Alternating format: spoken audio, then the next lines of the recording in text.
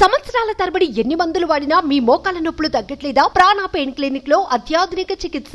Plastic కు దూరంగా ఉండండి, వాడద్దు అని ఎన్ని హెచ్చరికలు చేసినా వద్దని చెప్పినా వినేదెవరు, ఆగేదెవరు? అవే తప్పులు చేస్తున్నాం, ఏం జరుగుతుందిలే అనుకుంటున్నాం. ప్లాస్టిక్ బాటిల్లో వాటర్ తాగుతున్నాం, ప్లాస్టిక్ కవర్లో పదార్థాలు తింటున్నాం, ప్రతిదీ ప్లాస్టిక్ లోనే. ఇలా చేయడంతో ఎంతటి ప్రమాదం జరుగుతుందో ఒక్కసారి ఈ వీడియోలో మీరే చూడండి. ప్లాస్టిక్ అనేది మానవుని జీవన శైలిలో భాగమైపోయింది. దీని ద్వారా పర్యావరణానికి ఎంత నష్టముందో ప్రజల ఆరోగ్యానికి కూడా అంతకంటే ఎక్కువ నష్టమే వాటిల్లుతోంది. ఇది తినే ఆహారం నుంచి తాగే నీటి వరకు ముడిపడింది. ప్లాస్టిక్ వస్తువులే తిండి, నీరు తాగడం చేస్తున్నాం. చిన్నపిల్లలకు కూడా ఇది మినహాయింపేం కాదు. వారు ఆడుకునే బొమ్మలు, వారికి అందించే ఆహారంలో కూడా ప్లాస్టిక్ లేకుండా ఉండడం లేదు. ఇలా చేయడంతో మెల్లగా అది మన శరీరంలోకి పాకుతోంది. అన్ని అవయవాలను ప్లాస్టిక్ చుట్టేస్తోంది. తాజాగా జరిపిన పరిశోధనలో సంచలన విషయాలు వెలుగు చూశాయి.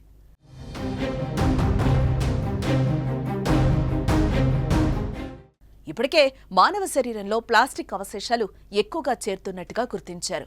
మనిషి ఊపిరితిత్తులతో పాటు ఇతర శరీర భాగాల్లో ప్లాస్టిక్ పేరుకుపోతున్నట్లుగా గత పరిశోధనలో తేలింది.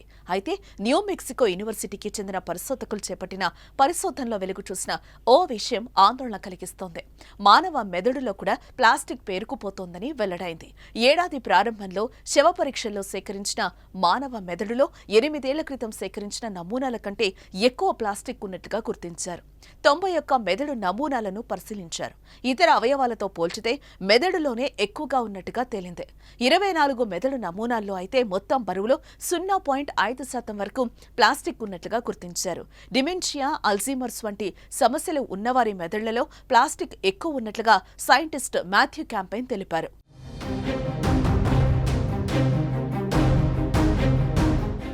తినే ఆహారం ద్వారా, తాగే నీటి ద్వారా ప్లాస్టిక్ శరీరంలోకి ప్రవేశించడం మాత్రమే కాదు, మనం వాడిన ప్లాస్టిక్ వాతావరణంలో కలవడంతో మనం పీల్చే గాలి ద్వారా కూడా సూక్ష్మ అణువులు లోపలికి చేరుతున్నాయని నిపుణులు చెప్తున్నారు. గాల్లో ఉండే మైక్రోప్లాస్టిక్ కణాలు సైతం శరీరంలోకి వెళ్తున్నాయని అంటున్నారు. కాబట్టి దీనిపై అప్రమత్తంగా ఉండాలి.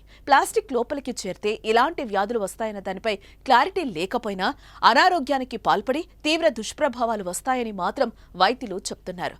వీలైనంత ప్లాస్టిక్ కు దూరంగా ఉండడం మంచిది. దీనిపై మీరేమంటారో కామెంట్ చేయండి.